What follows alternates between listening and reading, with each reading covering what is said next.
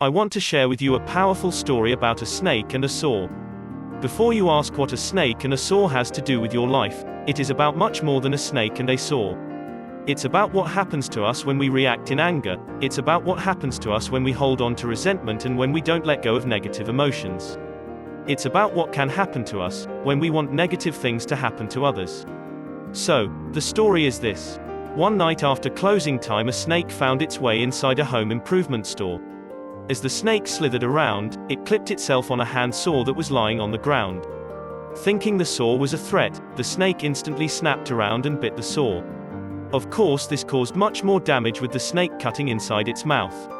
Not understanding what was happening, and thinking the saw was an enemy, the snake wrapped its long body around the saw, attempting to suffocate it. Of course, the snake didn't do any damage to the saw, instead ended up being killed by the sharp blade of the saw. The snake ended up being killed by its own anger, by its own reaction to something it thought was out to get it. There is a powerful message here.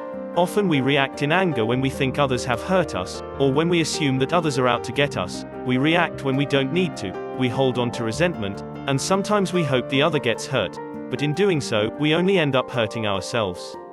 The negative energy we carry around when we hold on to these resentments and negative feelings only makes us suffer, never the person we might want to suffer. When we react in anger rather than with compassion, no one wins. When we snap back, we can't win. It is always better to ignore negativity. It's always better to let go of negative feelings toward others and rather focus on creating the best life we can, for ourselves. If someone does us wrong, rather than react angrily, maybe we should try to understand where that person is coming from. Show some compassion. Maybe they are having a bad day, maybe all of their days are bad.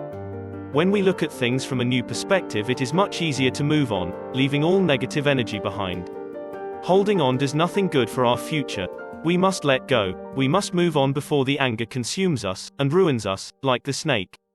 Don't react, instead show compassion. Don't hold on, instead move on.